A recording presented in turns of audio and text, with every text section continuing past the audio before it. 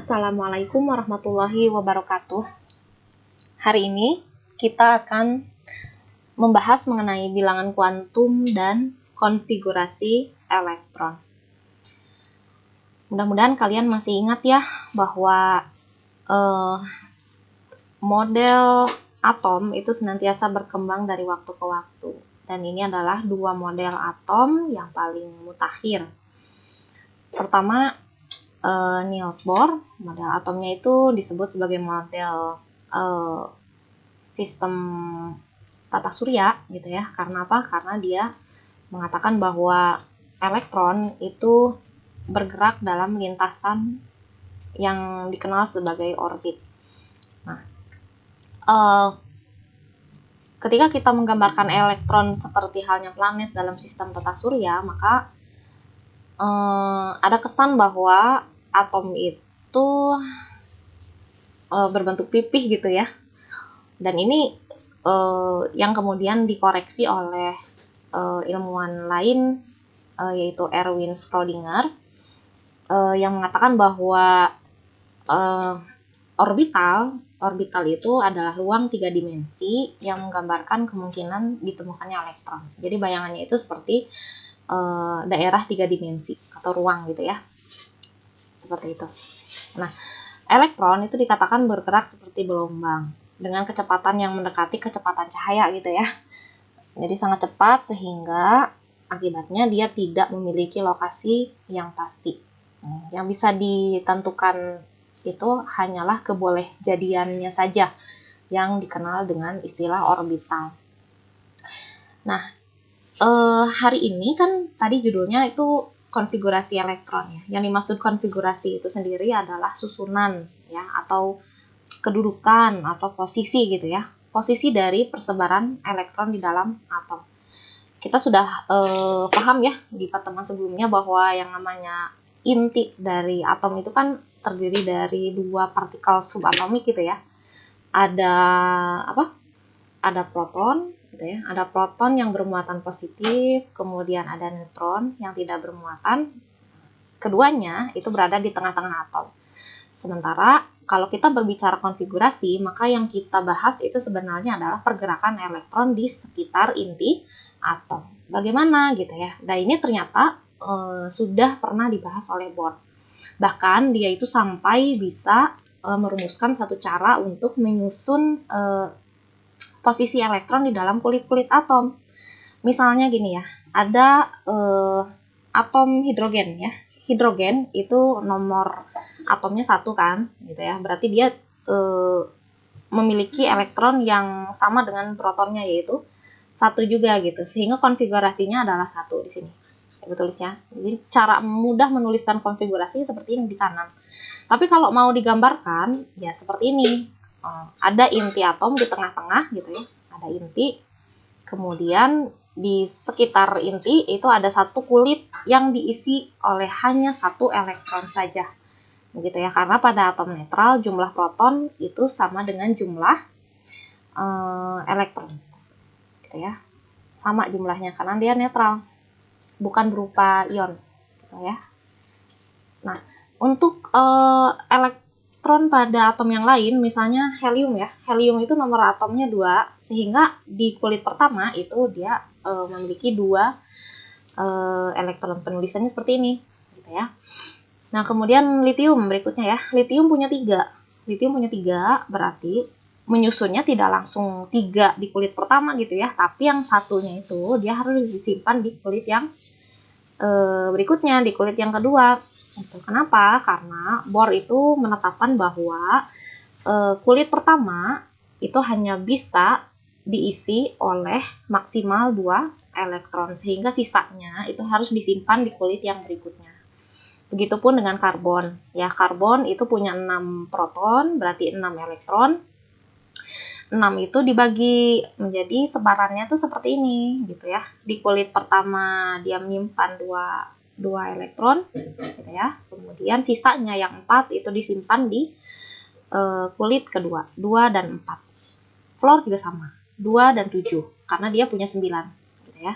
Nah, untuk yang lebih kompleks kalian bisa lihat di sini natrium misalnya ya. Natrium dia punya 3 kulit Kenapa? Karena di kulit kedua, oke, saya tulis ya di sini ya. Kulit pertama itu maksimal 2 elektron. Kulit kedua itu maksimal 8 elektron. Gitu ya. Jadi di kulit kedua dia hanya bisa maksimal diisi oleh 8, sehingga sisanya itu harus disimpan di kulit yang ketiga. 2 tambah 8 tambah 1 kan jumlahnya 11 gitu ya. Dan seterusnya, sama kurang lebih seperti ini ya, sampai ke argon. 2, 8 tambah 8 itu kan 18 gitu. Nah, Ibu tandai di sini ada konfigurasi yang berwarna merah ya. Konfigurasi berwarna merah itu menggambarkan elektron valensi.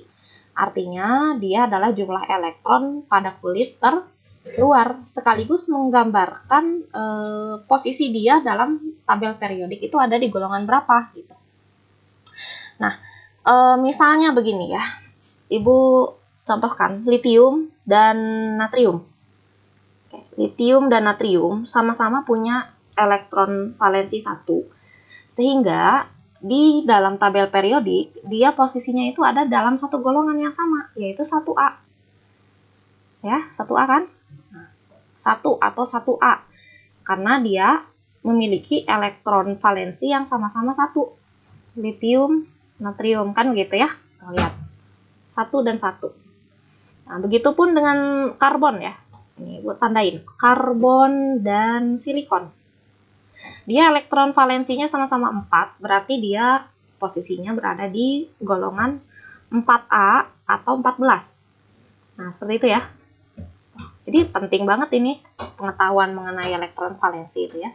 Jadi bisa dibilang golongan itu adalah mengelompokkan unsur-unsur dengan sifat yang mirip gitu ya. Nah, yang lainnya, tolong diingat, ketika ada satu unsur memiliki elektron valensi 8, kayak ini nih, neon dan argon, dan yang lainnya itu helium ya. Helium ini pengecualian sih, dia duplet gitu ya, kita peran stabil tapi secara duplet gitu, karena dia elektron valensinya itu 2. Nah, neon dan argon itu sama-sama 8 elektron valensinya, sehingga dia berada di golongan 8A. Dan kalian harus tahu, ketika satu unsur berada di golongan 8A, maka dia itu adalah unsur-unsur yang sangat stabil, gitu ya, sulit bereaksi dengan unsur yang lain. Jadi dia itu lebih senang sendirian nih, kalau yang elektron valensinya 8. Dia paling stabil, paling disukai posisinya ya. Stabil ada di golongan 8 gitu ya. Nah, sementara di dalam tabel periodik itu ada istilah lain yang namanya periode ya, atau perioda. Nah, itu ditentukan dari jumlah kulitnya. Nah, misalnya gini ya, hidrogen dan helium itu sama-sama cuman punya satu kulit ya, nih kayak gini. Sehingga posisinya pada tabel periodik itu dia ada di baris pertama ya, di paling atas nih, lihat ya. Jadi ini nomor tuh, nomor 1, 2, 3 itu menunjukkan periode. Periode atau jumlah kulit. Nah, jumlah kulit atom. Nah, kayak gitu ya. Jadi H dan He, hidrogen dan helium itu berada di periode pertama karena dia jumlah kulit tempat elektronnya itu cuma 1. Nah, sementara litium, karbon, fluor dan neon itu punya 2 kulit, sehingga dia berada di periode kedua dan seterusnya. Natrium gitu ya, ini ada 3 kan, 2.8.1, 2 elektron di kulit pertama, 8 elektron di kulit kedua, dan 1 elektron di kulit terakhir, di kulit ketiga. Sehingga dari natrium sampai argon dia tuh posisinya ada di periode ketiga, di baris ketiga kan, natrium gitu ya, silikon gitu ya, kemudian argon. Nah, di baris ketiga gitu kan, 1, 2, 1, 2, 3. Nah, itulah ya kalau menurut Bohr. Nah, sementara yang dipakai sampai saat ini yang paling mutakhir itu tentu saja konfigurasi elektron dari model kuantum gitu ya. Jadi Bohr itu dia hanya bisa menggambarkan posisi elektron hanya pada sampai apa namanya ya, posisi kulit saja. Sementara Schrödinger itu dia sudah mampu menentukan posisi atom lebih jauh gitu ya. Jadi gambarannya seperti ini. Nah, jadi selain kulit ada bilangan kuantum yang lain gitu ya, yang ditentukan oleh konfigurasi elektron mekanika kuantum. Jadi posisi elektron di dalam atom itu ternyata tidak cukup kalau hanya dijelaskan dalam N saja gitu, dalam kulit saja. Ya, karena apa? Karena kulit itu hanya menjelaskan bilangan kuantum utama, sementara ada 3 bilangan kuantum lain gitu ya, yang kalau misalnya sampai diketahui, posisi atom itu akan lebih spesifik. Begitu ya. Nah, analoginya mungkin begini ya. Kalau kamu nanya alamat seseorang, ketika hanya diketahui informasi mengenai kabupatennya saja gitu ya, atau kota, itu kamu nggak akan ketemu kan rumah orang tersebut gitu ya. Nah, misalkan kamu alamatnya di mana? Di Kabupaten Bekasi. Nah, itu kan terlalu umum ya. Nah, beda halnya kalau misalnya lebih spesifik, dikasih info kecamatan gitu ya. Kecamatan tuh ibarat bilangan kuantum azimut gitu ya. Atau ada info lagi desa misalnya. Ada desa, ada RT atau RW, kayak gitu kan. Nah, jadi atom juga ibarat manusia gitu ya. Dia harus punya alamat yang jelas. Gitu. Dan alamatnya itu dituliskan dalam bentuk 4 bilangan kuantum. Nah, di sini ternyata kita tahu kulit itu bisa dibagi lagi menjadi beberapa subkulit gitu ya. Kemudian subkulit juga bisa dibagi menjadi beberapa orbital. Seperti itu. Namanya bilangan kuantum magnet. Sementara kalau bilangan kuantum spin, dia itu menunjukkan arah rotasi elektron. Seperti itu ya. Nah, gambarannya seperti ini. Kalau bilangan kuantum azimut atau subkulit gitu ya, dia itu ada 4 macam subkulit di sini ya. Ada subkulit S, P, D, dan F. Keempat-empatnya itu adalah singkatan dari bentuk orbital gitu ya. Nah, tadi kan Ibu bilang ya bahwa yang namanya atom itu keliru kalau dibayangkan berbentuk pipih kan. Yang tepat itu adalah dia itu harus berbentuk 3 dimensi kan, ruang 3 dimensi. Nah, bentuk ruang 3 dimensinya itu digambarkan dalam subkulit ini. S itu, nah gitu ya di sini. S itu adalah ruang 3 dimensi yang berbentuk bola kayak gitu ya. S itu singkatan dari sharp. Nah, kayak gini gambarnya. Kalau P itu kayak kamu punya balon terus dipilin gitu. P itu singkatan dari principal. Gitu ya. D itu diffuse dan F itu fundamental. Bentuknya kayak gini kurang lebih. Nah, jadi awan elektron itu kalau digambarkan wujudnya melalui persamaan matematis, ya kurang lebih seperti ini. Jadi bayangannya ya elektron itu tinggalnya gitu ya di dalam awan-awan elektron yang berbentuk seperti ini. Macam-macam gitu ya ternyata, gak cuma bulat aja gitu. Dan di sini ada kodenya nih ya. Kalau bilangan kuantum azimut itu kan lambangnya L. Kalau subkulitnya S, maka L-nya itu adalah 0. Kalau P itu L-nya 1 dan seterusnya. Nah, sementara yang ketiga, kalau kita bicara bilangan kuantum magnetik, dia itu menggambarkan jumlah orbital pada subkulit. Nah, jadi bayangannya begini.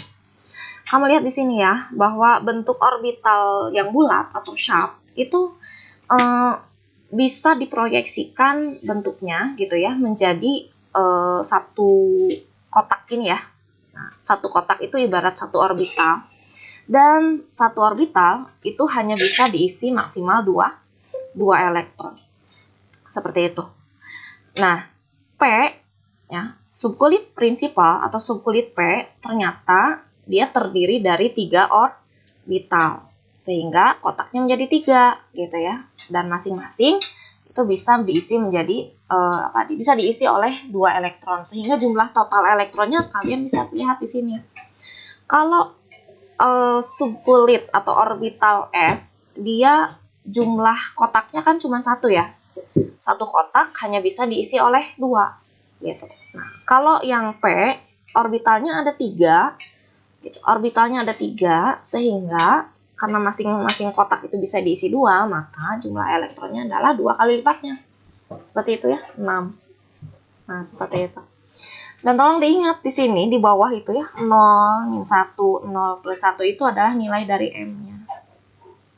Nah, nilai dari bilangan kuantum magnetik. Kodenya gitu ya. Kodenya. Seperti itu. Oke. Sebentar, aduh ini kenapa ya jadi begini.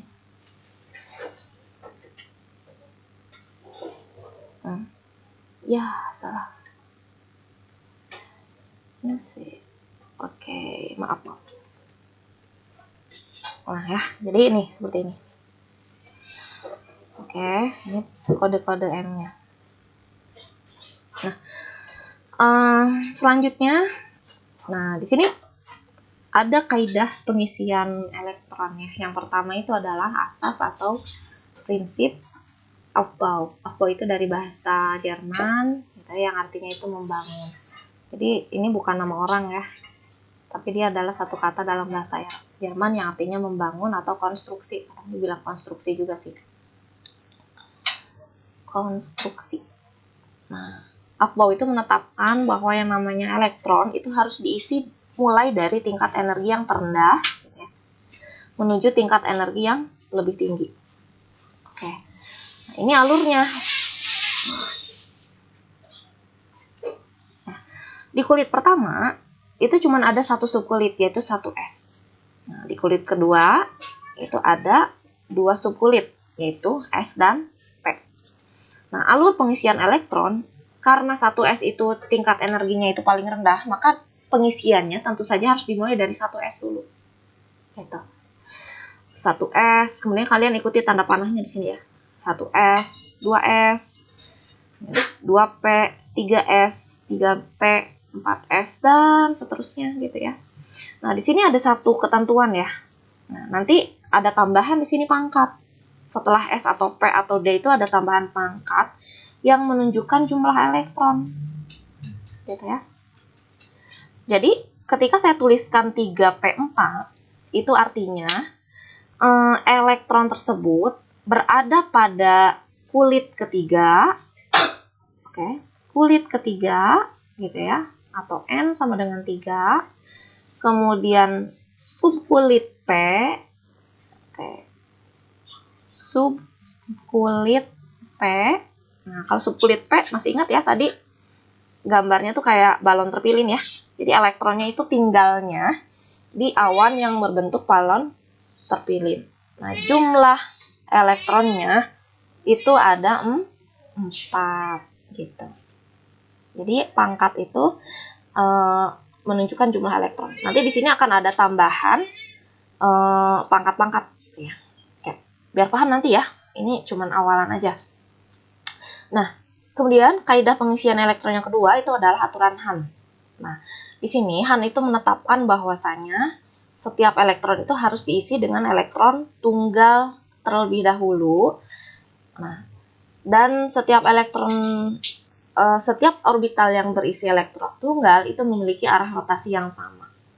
Sehingga Ibu tuliskan di sini ya, kalau seandainya Ibu punya orbital P, gitu ya, orbital P yang terdiri dari 3 kotak ini, maka cara pengisiannya kalau begini itu salah, gitu ya. Ibu ulang ya di sini. Oke. Cara pengisian yang benar. Tadi kan Ibu bilang ada 3P4 ya. Nah, P itu kan ada 3 kotak ya, ketentuannya tadi di atas. Maaf. Nah, ini P. Prinsipal. Oke, prinsipal itu kan ketentuannya ada 3 kotak kan? 1, 2, 3 gitu ya. Nah, sehingga kalau kita mau mengisikan elektron berjumlah 4 ke dalam orbital P, cara yang benar itu adalah harus searah dulu tanda panahnya gitu. 1, 2, 3 gitu ya. Nah, yang satunya lagi mana nih yang sisanya? Ya di sini 4 gitu ya. Nggak boleh ini yang benar ya. Yang salah. Ini kalau kalian ngisinya begini, ini salah. 1, 2, 3, 4, ini salah. Nggak boleh begitu ya. Jadi harus sebaris dulu gitu ya, atas penuhin, baru sisanya ke bawah. Nah, jadi arah panah ke atas dan ke bawah itu menunjukkan bilangan kuantum yang keempat, yaitu bilangan kuantum spin. Kalau ke atas panahnya berarti si elektronnya itu berputar searah jarum jam, searah putaran jarum jam, sehingga dia positif, disepakati ya. Positif setengah, sementara kalau dia ke bawah, S-nya itu adalah negatif setengah. Ini menurut kesepakatan saja sih sebetulnya ya. Nah, larangan Pauli itu adalah kaidah pengisian elektron yang terakhir ya, yang ketiga. Nah, untuk lebih jelasnya, Ibu akan skip dulu yang ini ya. Nah, Ibu akan langsung ke contoh soal biar kalian paham ya. Nah, oke, sekarang kita diminta menentukan konfigurasi elektron dan diagram orbital dari atom karbon. Oke, kita tahu ya, karbon itu punya 6 proton gitu ya. 6 proton dan sini nomor masanya itu 12 kan gitu ya. Nah, kalau menurut Bohr kita udah tahu tadi ya, 6 elektron itu bisa disusun konfigurasinya menjadi 2 dan 4. 2 elektron di kulit 1 gitu ya, kemudian 4 elektron di kulit 2. Nah, ini menurut Bohr. Tapi kalau menurut konfigurasi elektron mekanika kuantum itu agak sedikit berbeda. Pertama, kalian harus menuliskan konfigurasinya menurut aturan Aufbau dulu yang tadi ya. 1S, 2S, 2P, 3S, dan seterusnya. Nah, kenapa sih Ibu nulisnya cuma 1S2, 2S2, dan 2P2? Kenapa tidak sepanjang yang tadi? Yang ini. Ya, ini kan panjang banget tuh, banyak. Ya, tidak lain karena ketika kita menuliskan konfigurasi elektron, kita harus menyesuaikan dengan jumlah elektron yang dipunya gitu. Misalnya ini 6, kalau cuma 6, Ibu nggak butuh nulisnya semuanya gitu. Dari 1S sampai 8S misalnya, nggak perlu. Ibu hanya cuman butuh menuliskan ini aja, 1S2, 2S2, 2P2, 2, 2, dan 2. Ini kalau dijumlahkan kan 6 gitu ya. Nah, jadi ini cukup gitu ya. Artinya di sini memang ada kemiripan dengan konfigurasi Bohr gitu ya. Jadi pada kulit pertama gitu ya, ada 2 elektron kan. Nah, cuma di sini lebih spesifik tuh. Kita juga bisa tahu subkulitnya atau bentuk orbitalnya S. Jadi kita bayangkan elektron yang 2 itu dia tinggalnya di awan yang berbentuk bola gitu ya, karena dia S. S itu tadi sharp kan, bentuknya seperti bola. Nah, sisanya yang 4 elektron, dia ada di kulit kedua, gitu ya. Ada di kulit kedua. Nah, tapi subkulitnya beda, gitu. 2 elektron ada di subkulit S, sementara sisanya yang 2 lagi itu ada di subkulit P, seperti itu. Ya. Dan di sini, penulisan konfigurasi elektron itu bisa disingkat juga, gitu ya, dengan menggunakan konfigurasi elektron dari gas mulia. Nah, ini Ibu tambahkan di sini ya. Helium, neon, argon, krypton, xenon, radon, dan apa nih? Nggak kelihatan, Ibu lupa, maaf ya. Itu adalah gas-gas mulia yang kadang penulisan konfigurasinya itu dibutuhkan untuk menyingkat biar nggak terlalu panjang. Nah, di sini kan kita tahu ya, helium itu dia konfigurasinya 2. Nah, kalau 2 berarti kan kita cuma butuh 1S2 ya. Nah, 1S2 itu adalah konfigurasi dari helium nih. Nah, Ibu bisa ganti di sini. 1S2-nya diganti dengan helium, seperti itu. Sehingga kalau misalnya kita mau menggambarkan diagram orbitalnya, ini kurang lebih seperti ini ya. 1s2, 2s2, 2p, 2. 1s2 itu ngisinya begini. Ke atas dulu, ke bawah. Ini sama, ke atas dulu, terus ke bawah. Ini yang sisanya ada 2 elektron di subkulit P, kita tulisnya begini. 1, 2. Ya, seperti itu. Nah, ini yang kadang menjadi kendala anak-anak belajar kimia itu. Kita kesulitan menghafal urutan subkulit ya menurut asas hafal. Kan repot juga misalnya kalau kamu mau mengerjakan soal konfigurasi, kalau harus menggambar ini ya, diagram ini. Wih, ini repot sekali. Ya. Jadi lebih baik kita hafalkan. Gampang menghafalkannya ya. Kalau ibu sih ngerumusinnya begini. Jadi kita hanya butuh menghafal huruf-hurufnya aja ya. SSP, SPS, DPS, DPS, FDPS, FDPS. Oke, diulang ya. Jadi kalian cukup menghafalkan hurufnya. SSP, SPS, DPS, DPS, FDPS, FDPS. Cukup itu yang dihafal. Sisanya kamu tinggal ngasih nomor ya.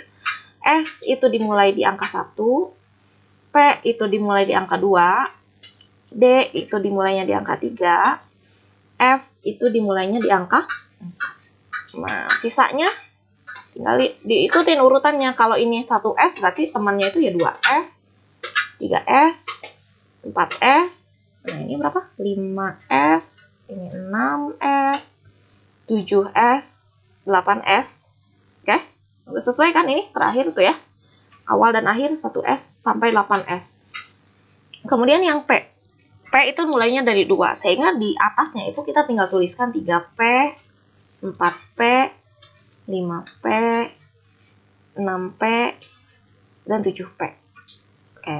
Kemudian yang D, ini sudah 3. Berarti temennya itu sudah tinggal tulis 4D, 5D, 6D.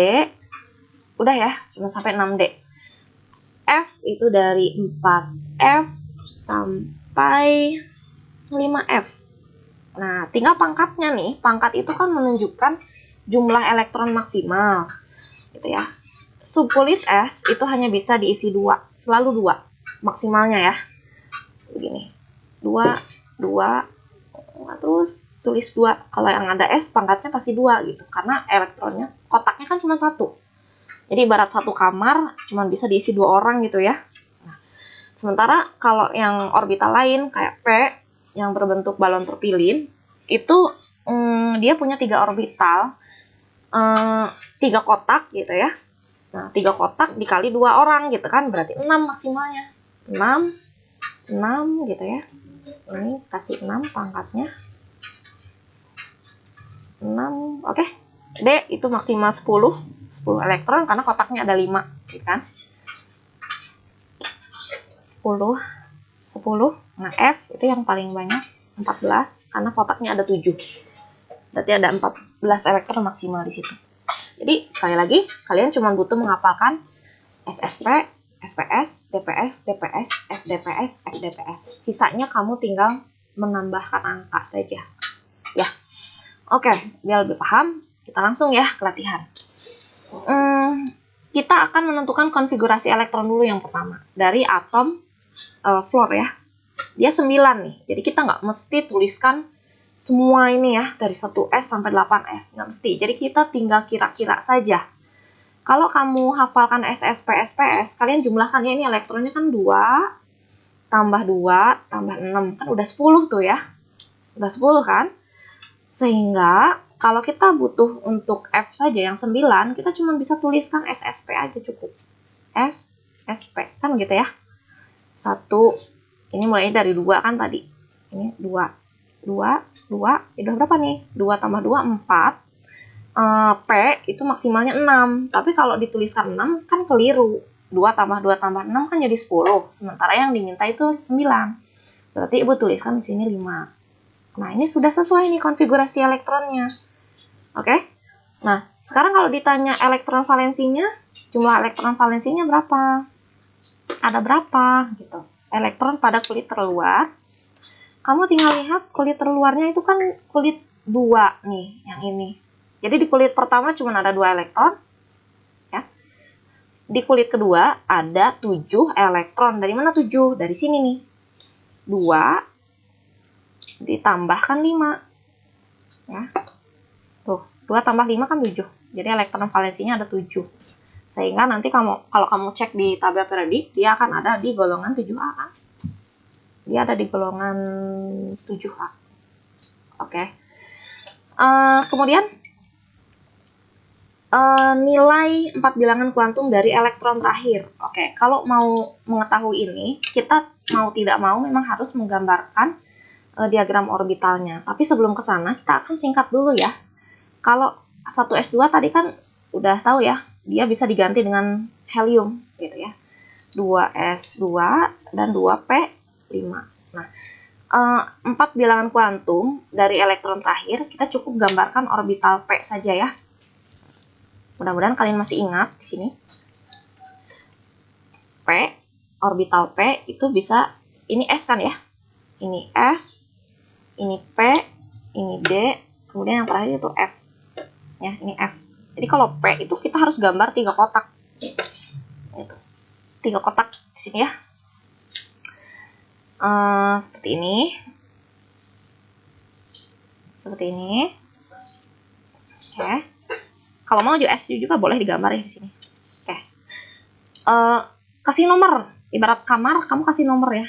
Jadi kalau kamarnya cuma 1, nomornya 0. Kalau kamarnya 3, tengah-tengahnya pasti 0. Sebelah kiri pasti -1, sebelah kanan pasti +1. Oke. Sekarang kita tinggal isikan nih elektronnya. Kalau elektronnya 2 di subkulit S, pasti ngisinya begini aja. Oke.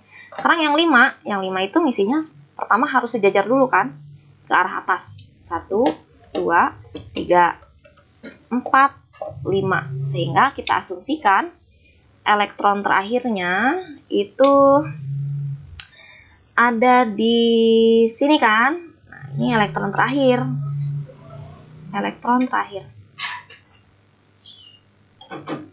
Elektron terakhir. Nah, kan kita ditanyanya 4 bilangan kuantum nih. 4 bilangan kuantum itu tadi ya. Bilangan kuantum utama lambangnya N. Bilangan kuantum azimut lambangnya L, bilangan kuantum magnetik lambangnya M, dan bilangan kuantum spin lambangnya S.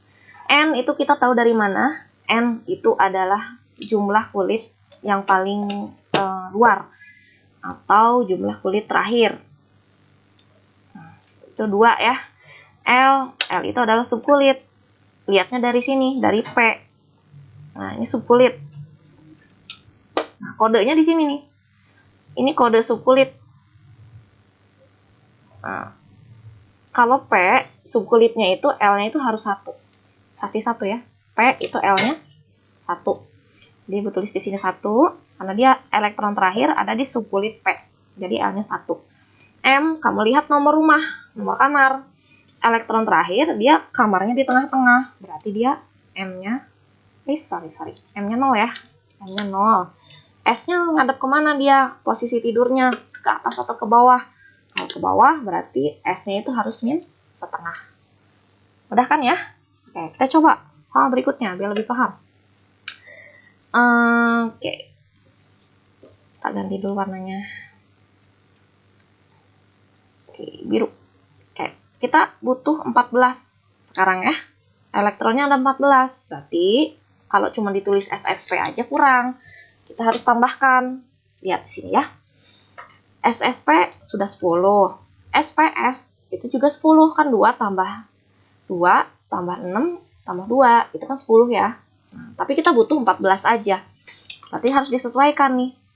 Boleh ditulis hafalan kalian SSP. SPS kan gitu ya. SSP, SPS tadi hafalannya. Tuliskan nomornya 1, 2, 3. Ini P dimulai dari 2, 3, kan gitu ya. Coba dicek, hitung, cukup nggak nih? S selalu 2 kan, maksimalnya. P selalu 6, ini udah 10. Oke, ini sudah 10. Kita butuhnya 4, berarti di sini maksimal 2, sisanya 2 di sini. Sehingga S yang ini kita nggak butuh, coret aja. Oke, sekarang hitung ya. 2 tambah 2 tambah 6 udah 10, tambah 2, 12, tambah 2 lagi 14, udah cocok. Nah, ini berarti konfigurasinya. Nah, cuma sekarang kalau mau disingkat, kira-kira tepat nggak kalau Ibu tuliskan He lagi, helium di sini? Nah, itu kurang tepat, kita harus sesuaikan. Yang apa ya? Yang cocok untuk konfigurasi silikon itu ya Ne. Ne itu 10 gitu ya. 10 itu adalah angka yang paling dekat dengan 14. Jadi kalau kamu hitungnya helium itu kan 2 itu terlalu jauh gitu dari 14. Ada 10. Kita pakainya 10 di sini. Jadi neon. Jadi yang 10 itu disingkat nih. Dari 1s2 sampai 2p6 itu kan 10. Itu neon, konfigurasi dari atom neon. Nah, sisanya itu ditulis biasa. 3s2, 3p2. Sehingga kalau mau tahu jumlah elektron valensinya, yang mana nih? Elektron valensi, sekali lagi, itu adalah jumlah elektron di kulit terluar. Kulit terluar itu adalah kulit ketiga nih. Lihat ya, 3. Jumlahin. 2 ditambah 2, ada 4. Gitu. Diagram orbitalnya bagaimana? Diagram orbitalnya ya sama kayak tadi. Ini 3s nih. Dan 3p. S kamarnya 1. P kamarnya 3. Kasih nomor gitu ya. Yang 1, 0 plus 1.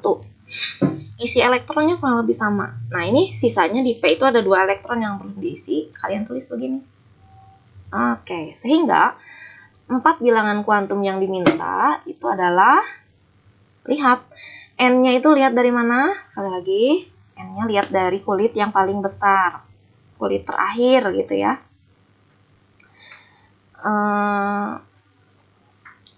Kulit terakhir itu adalah 3 kan? Ya, 3. Berarti N-nya itu 3, L-nya lihat kode. Ya. P itu kodenya berapa? Kodenya P itu 1 kan tadi? Ya, nah, di sini. P itu 1 kan? Jadi L-nya itu adalah 1. Kemudian M-nya itu dia di kamar tengah gitu ya. M-nya itu di kamar tengah di sini. Berarti dia nomor rumahnya 0 kan, nomor magnetiknya tuh 0.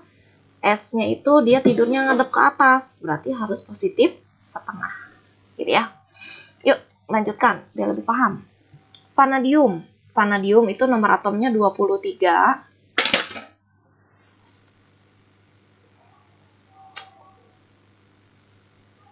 Oke. S P S P S. Oke. Ini udah berapa nih? SSPSPS, SSPSPS itu udah 20 kan? Kita butuh 3 lagi. Nah, jadi tambahin SSP, SPS, DPS kan tadi ya. DPS. Hafalan nih. SSP, SPS, DPS. Kasih nomor. Gitu, 1, 2, 3, 4, 5. Oke, P-nya dimulai dari 2. 2, 3, 4. D-nya dimulai dari 3. Oke, kita cek ya jumlahnya sekarang. Kita butuhnya 23, berarti ini 2, tambah 2, tambah 6 udah 10. Oke, ini udah 10. Kemudian 2, tambah 6, tambah 2, ini udah 10 lagi, berarti udah 20 kan. Kita butuhnya 23, berarti di sini D-nya tambahin 3. Ini nggak dipakai. Oke. Nah, apa ya habis itu? Konfigurasi elektron ya. Elektron valensi. Elektron valensi lihat di kulit terbesar. Di sini. Kulit paling besar kan 4. Berarti elektron valensinya itu tinggal dicek. Di sini ada 2. Gitu, ada 2 elektron pada kulit terakhir. Sementara kalau mau disingkat, nih lihat ya, 23 itu ada di antara 36 dan 18 kan. Gitu. Jadi kalau ditulis Ne ya keliru karena terlalu jauh dia.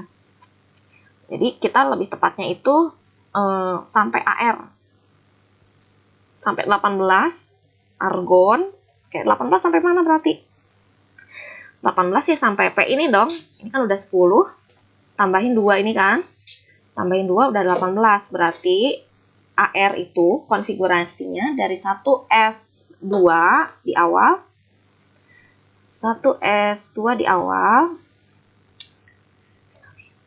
Oke, dari 1S2 di awal, ini AR ya, sampai 3P6, itu 18. 2 tambah 2 tambah 6, 10 tambah 2, 12, tambah 6, 18. Itu adalah konfigurasi argon.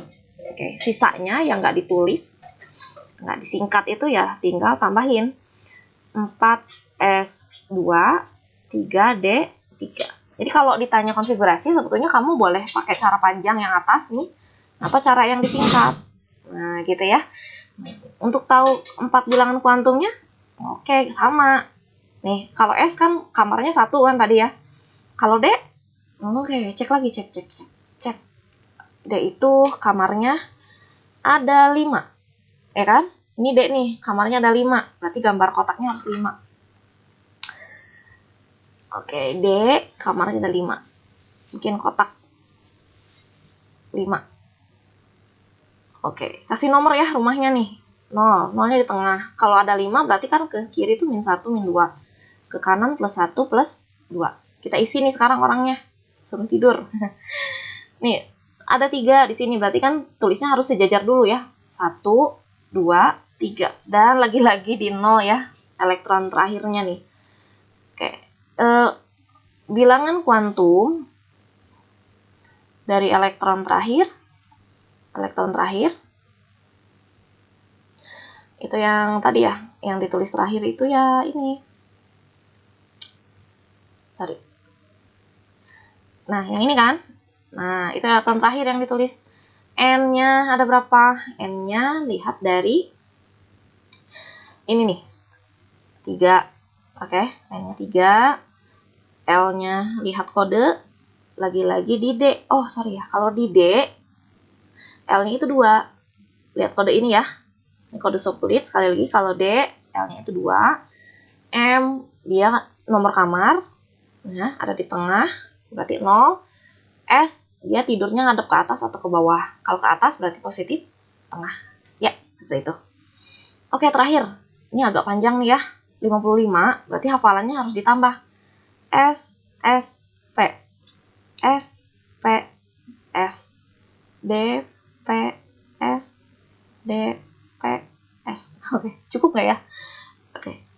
Cek ya, kasih nomor 1, 2, 3, 4, 5, 6. Ini 2, 3, 4, 4. Oke, ini 5.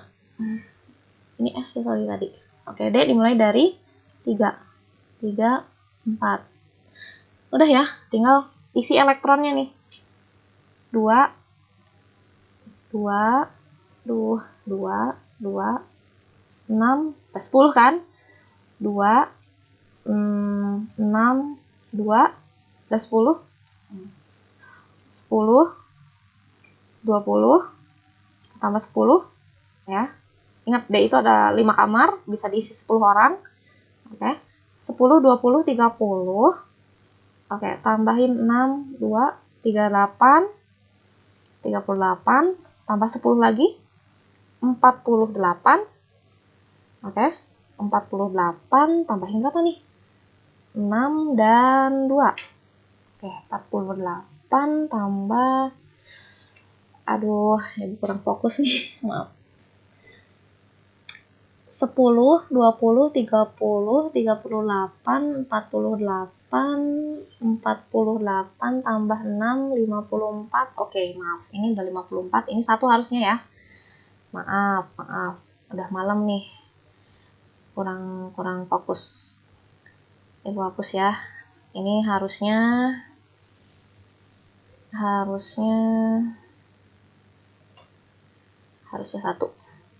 Oke. 1, 6S, 1. Jadi udah cocok nih 55 jumlah elektronnya. Oke, kita singkat nih sekarang. Kalau 55 itu berarti dekat ke xenon. Ya kan? Jadi kita singkat nih, yang 54-nya itu diganti menjadi xenon, kan lebih simpel. Ya, 1-nya lagi xenon itu 54, berarti sisanya yang satunya itu adalah yang ini kan, yang belum ditulis. Oke. Nah, yang ini nih sisanya. Dari 1s2 sampai 5p6 itu adalah konfigurasi milik xenon, disingkat gitu ya. Sisanya yang 6s1 itu adalah yang kita akan tuliskan diagram orbitalnya. Nah, jadi kalau ditanya elektron valensinya ada berapa? Elektron valensinya ya lihat kulit terakhir itu kan kulit yang paling besar N-nya yaitu 6. Nah, jumlah elektron di kulit 6 itu ada 1. Ada 1 kan? Gitu. Dan diagram orbitalnya karena dia orbital S, berarti kamarnya cuma 1 doang gitu. Ya. 1 gitu. Nah, jadi N itu adalah 6 gitu ya. L itu adalah L berapa? L-nya lihat sini. Kalau S itu L-nya 0 kan? L-nya 0. M-nya nomor kamarnya 0 lagi. Ya, kemudian spin-nya itu adalah positif setengah karena posisinya ke atas panahnya. Wah, panjang. Oke, sekarang Ibu akan tunjukkan beberapa pengecualian dari konfigurasi elektron. Ya, jadi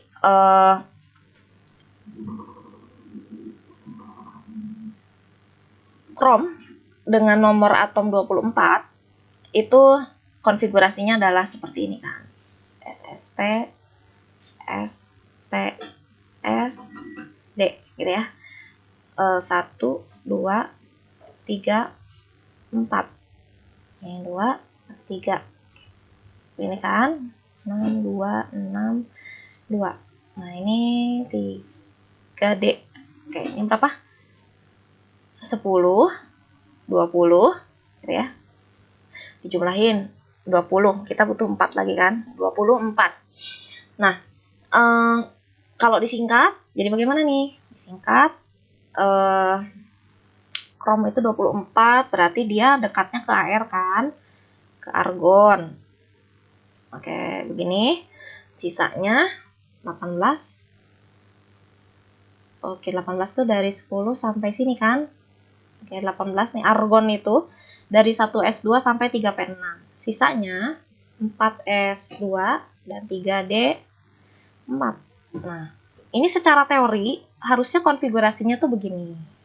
Ya, tapi berdasarkan hasil eksperimen, ternyata konfigurasi dari krom itu lebih yang benar itu adalah 4s1 dan 3d5. Nah, kenapa bisa begitu? Karena begini ya. Kita tambahkan, Ibu akan gambarkan diagram orbital dari 4s2 ya. 4s2 sama apa nih? 3d4 ya. 3d4 itu kan begini ya. 3d4 4s2. Nah, ini secara fakta dia itu tidak stabil. Tidak disukai oleh atom. Nah, sehingga untuk mencapai kestabilan si elektron yang berada di orbital S yang ini, yang tadinya 2 itu harus pindah gitu.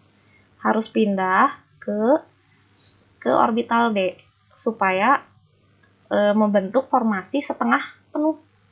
Nah, kalau setengah penuh di orbital D itu berarti kan dia 5 ya. Kalau penuh berarti 10. Kalau penuh itu 10. Dia lebih disukai gitu. Jadi kalau ditanya konfigurasi krom di soal, jawabannya yang benar adalah yang ini ya. Yang bawah, bukan yang atas. Yang atas itu keliru karena tidak pernah terjadi pada faktanya. Nah, kalau tembaga bagaimana? Tembaga ya sama kurang lebihnya ya.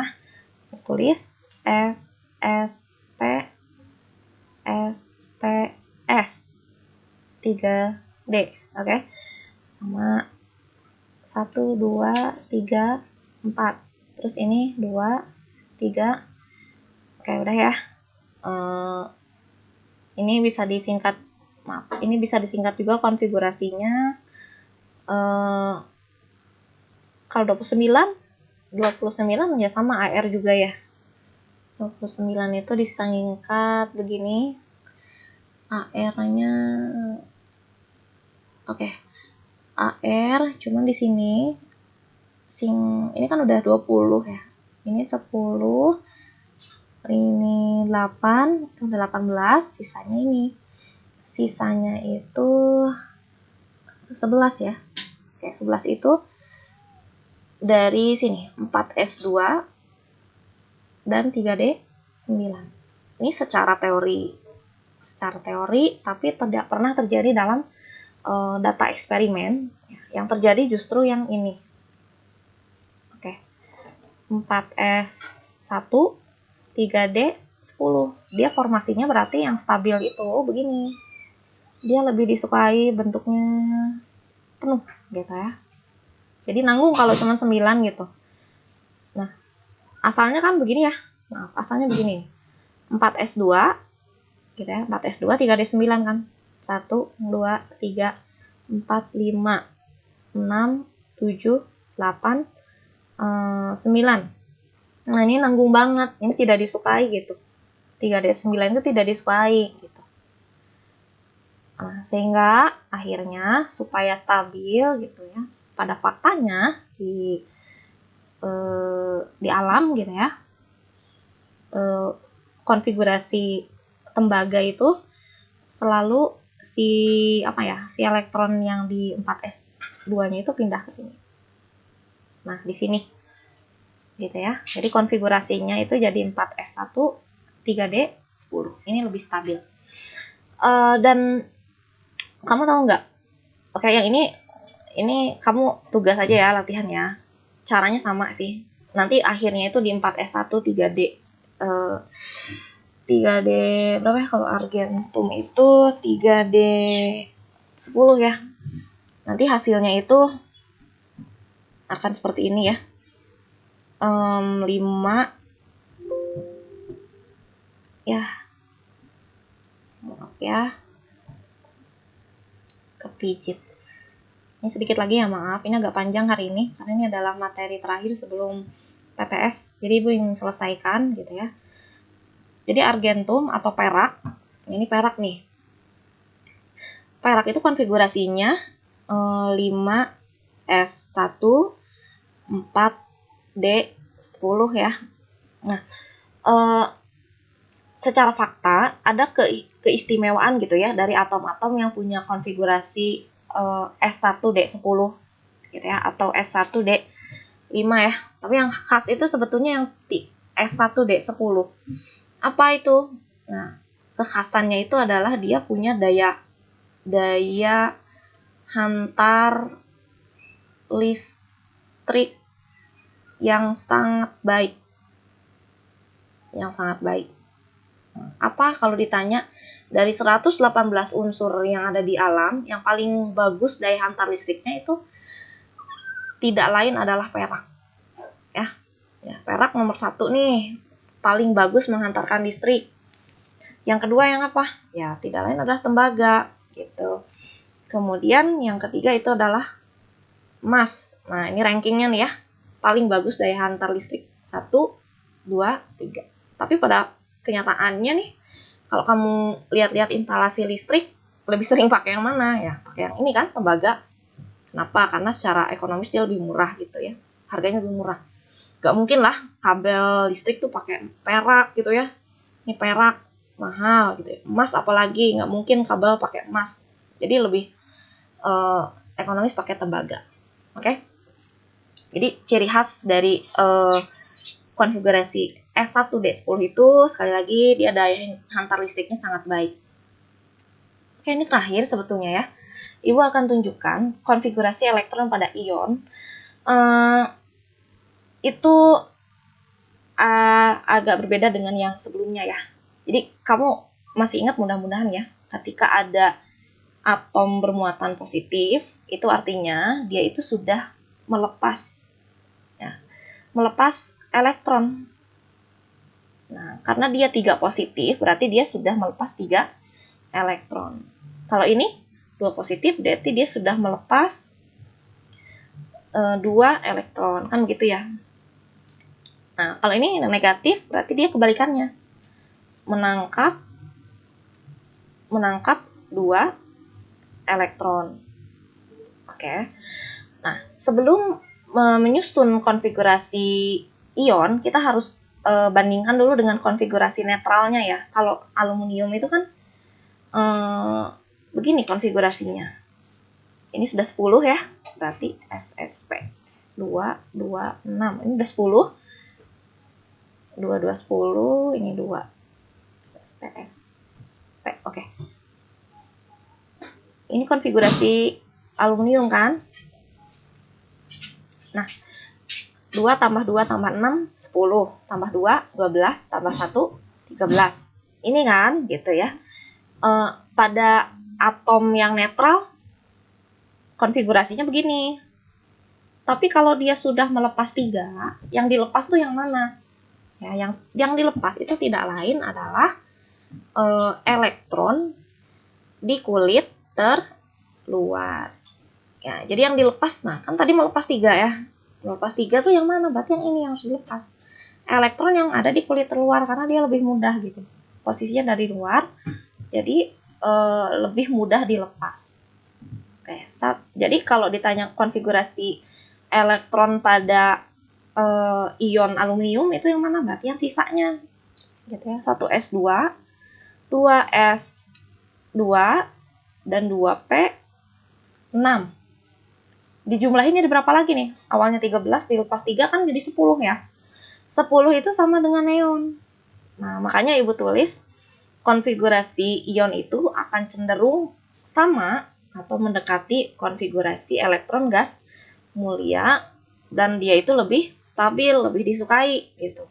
Jadi kalau ditanya mana yang lebih stabil, atom aluminium atau ion aluminium, jawabannya adalah ion aluminium. Ion aluminium itu lebih stabil. Kenapa? Karena orbitalnya keisi semua nih. Gitu ya, lihat nih. 1s2 keisian penuh, 2p6 juga penuh kan? Gitu. Nah, penuh kan? Jadi dia lebih stabil, lebih disukai daripada yang ini. Gitu ya, kalian bayangin ya.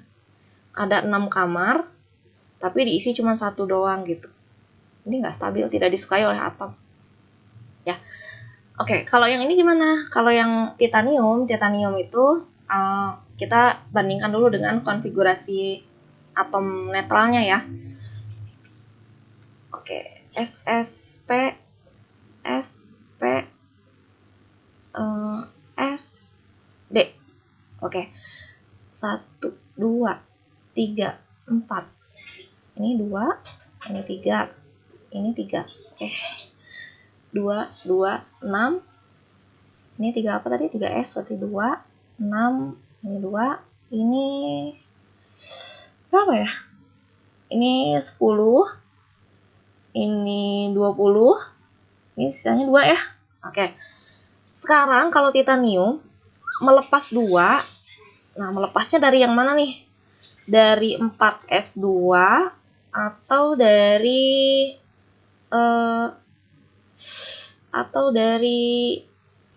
dari 3D2. Dari mana nih melepasnya? Nah, yang tepat itu adalah dari sini. Ingat ya, yang dilepas itu adalah dari kulit terluar. Kulit terluar kan 4 ya, bukan 3 gitu.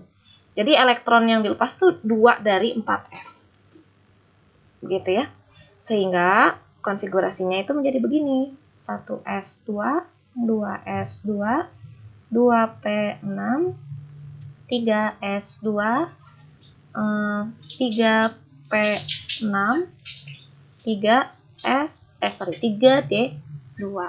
Seperti itu. Ini lebih, sekali lagi ini lebih stabil gitu ya. Oke, terakhir ya, agak panjang nih. Belerang, sulfur, 16 berarti kan SSP, SP. Oke, 2, 2, 6, ini sudah 10, 2, 4, ini 6 kan? Oke. Tadi Ibu bilang ya, yang stabil itu ketika elektron valensi itu 8 kan? Gitu. Stabil itu ketika elektron valensi ada 8. Oke, ada 8. Kalau dia elektron valensinya itu ada 6 di sini ya. Coba lihat. 1, 2, 3. Ini 2, ini 3. Lihat, ini elektron valensi kan? Elektron valensinya ada 6 nih. Jadi untuk mencapai kestabilan dia harus menangkap 2 gitu. Nambah 2 gitu. Ya. Jadi Ibu akan tuliskan konfigurasi dari ion belerang itu seperti ini. 2s2 3 2 ya. 2p6 3s kan udah dilepas. 3s2 nah, 3s2 kemudian 3p6. Loh, kok jadi 6? Iya, karena karena ya? Gini. Kan kalau digambar diagram orbitalnya kan begini ya. 3s2 dan 3p4 itu gambarnya kan begini ya. 1 2 3 4 gitu ya. 3p4 ini 3s2. Nah, terus tadi Ibu bilang kan kalau ion negatif itu dia lebih senang menangkap elektron kan. Ya, karena dia ion negatif itu terbentuk dari atom yang menangkap elektron 2 nih. 2-nya tuh masuk ke mana? Ke sini. Karena ada kamar kosong gitu ya.